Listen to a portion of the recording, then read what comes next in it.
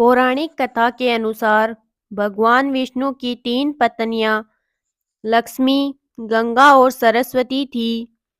एक बार विष्णु जी ने गंगा के प्रति विशेष अनुराग और लगाव दिखाया, जिसके फलस्वरूप सरस्वती के मन में ईर्ष्या भाव उत्पन्न हो गया।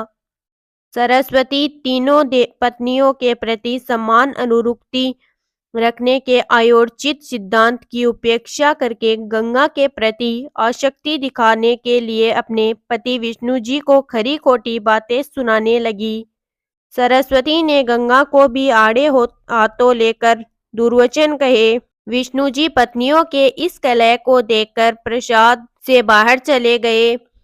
बिना कुछ कहे इस तरह पति के बाहर चले जाने से तो सरस्वती का क्रोध और भी भड़क उठा। उन्होंने गंगा के केस पकड़े और मारने को लपकी।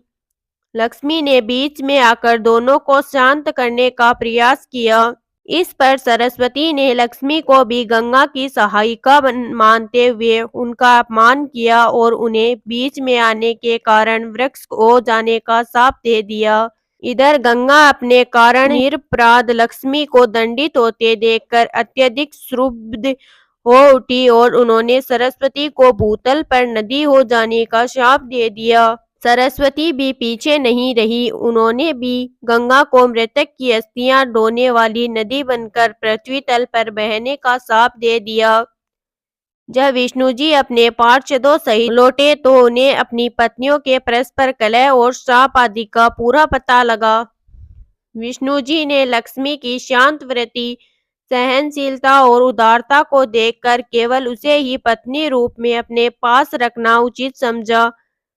विष्णु जी ने गंगा और सरस्वती को त्याग देने का निश्चय किया। वियोग की अवश्यंभी स्थिति से व्यतीत होकर दोनों ही कातर स्वरूपों में सांपों से शीघ्र निपटने का उपाय पूछने लगी। विष्णु ने उन्हें बताया कि गंगा तो नदी रूप में स्वर्ग, भूलोक और पाताल लोक में त्रिपतंगा होकर बहेगी। उनका स्थान शिव जटाओं में ही होगा। अंश रूप में ही वे स्वर्ग में मेरे सानिध्य में रहेगी। सरस्वती प्रधान रूप से पृथ्वी तल पर रहेगी और अंश रूप में मेरे पास। लक्ष्मी तुलसी वृक्ष बनकर मेरे शालिग्राम स्वरूप से विवाह करके समग्र और स्थायी रूप में मेरे पतित्व ग्रहण करेगी। दोनों देवियां शापानुसार नदी रूप में पृथ्वी पर आई।